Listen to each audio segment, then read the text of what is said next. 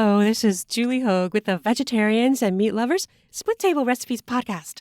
Are you the one who cooks in your family? Do you have to cook for more than one diet like I do? I have to cook for vegetarians, myself, and the rest of my family who eats meat. And my future daughter-in-law is also vegetarian. But many of us are in this position where we're having someone over, they don't particularly eat something. So you're modifying what you're making or trying to think about not leaving that person out. How do we feed this person as well?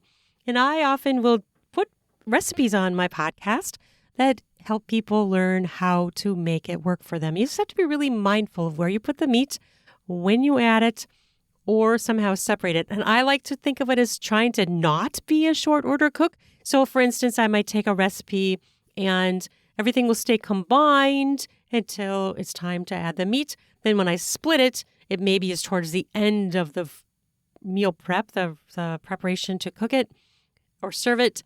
And so then the meat isn't added until the end. And that's one way to make yourself be less of a short order cook because you're combined until the end and then you split it and add meat to one portion and not the other. And right now I'm kind of on a Greek recipe kick. The last episode that I did was healthy spinach protein Greek salad. And this one is baked feta eggs. And this is a type of a Greek type of recipe as well. And it's a great one for like a side dish to add protein into the meal.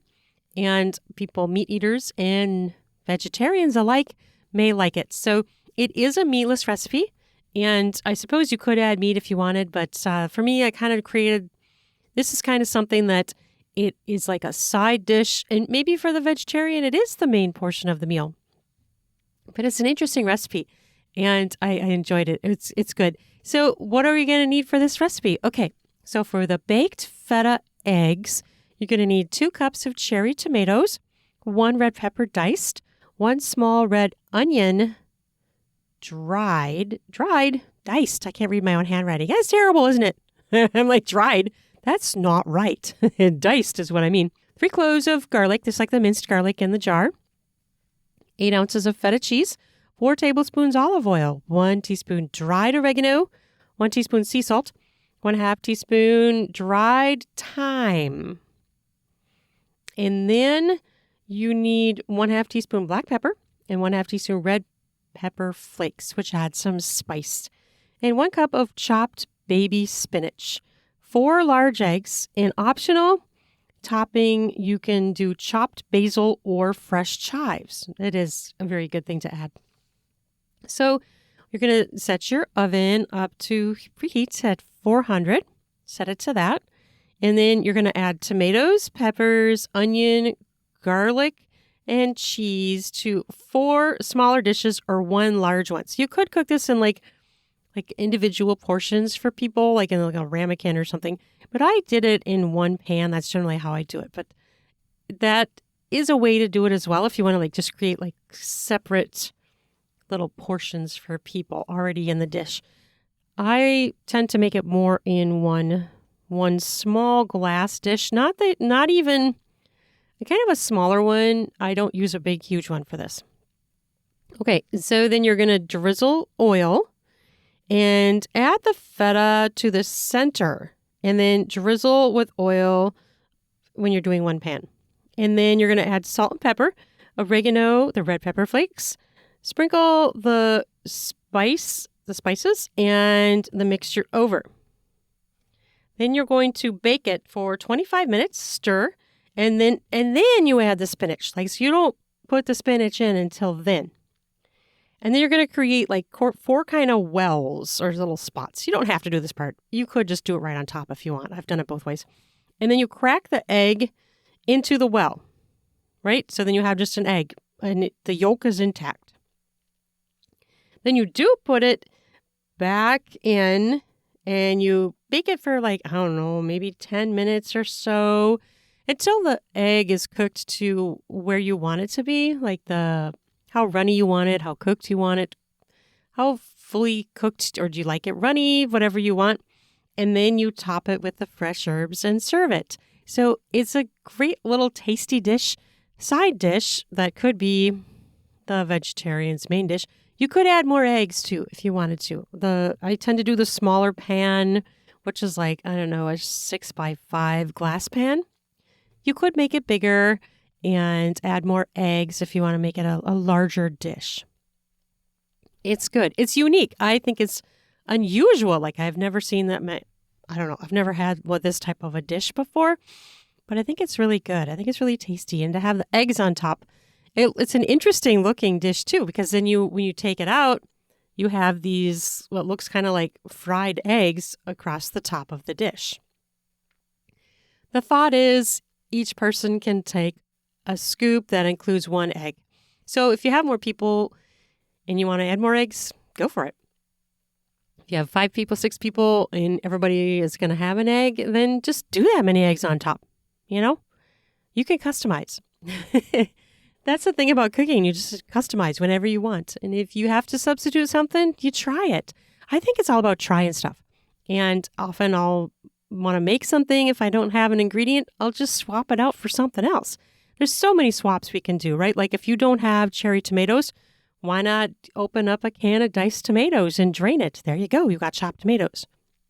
You could use a different type of tomato. If you have the big beefy ones, the big beef eaters or whatever they are, you chop that up. If you have Romas, you can chop that up. So it doesn't have to be exactly what it is. I do like the cherry tomatoes because they're a little bit sweeter, and it is a really good, tasty addition to this. And I don't know, it's an interesting dish, and I think it's really tasty. So I hope you enjoy it. It's great for a side dish, or, I think if you're going to do it, it has to be a side dish.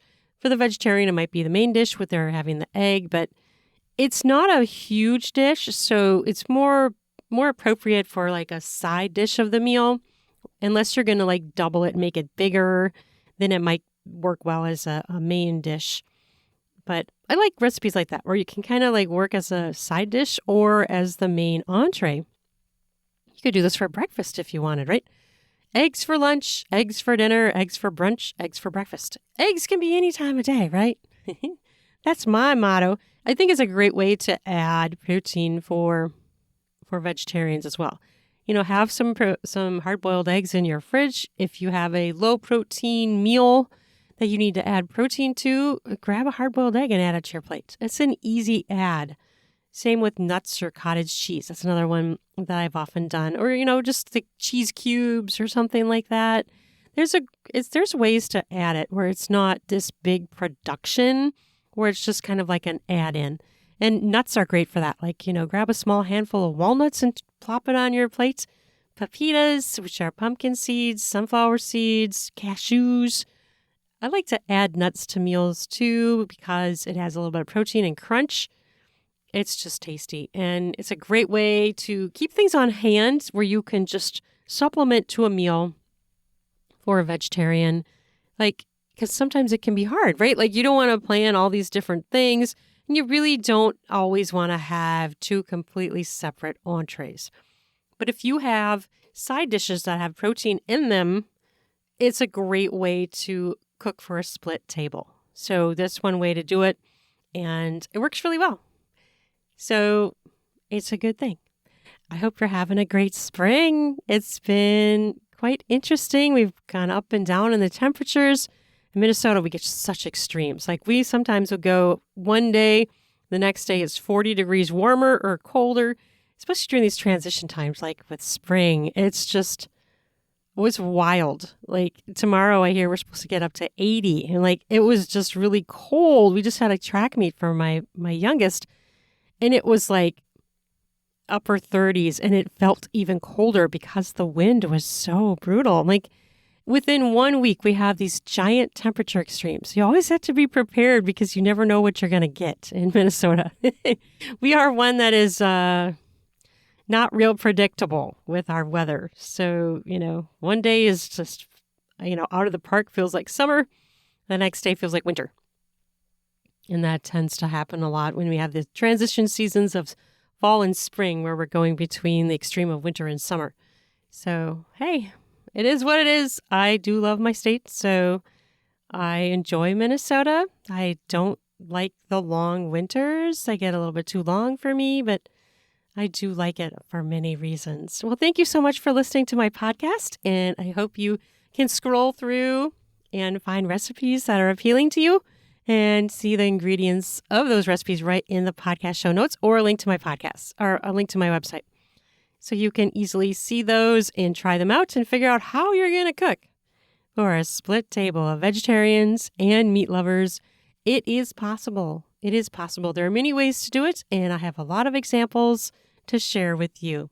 All right, come back again, and I hope you enjoyed it. Follow my podcast, and I would love it if you gave me a review. If you like it, share it. It makes for great growth when people do that kind of stuff. So thank you so much for listening and sharing. Enjoy your food. That's what it's all about. Tasty, good, healthy, and fun. We need fun in there too, right? Have an amazing day. Bye-bye now.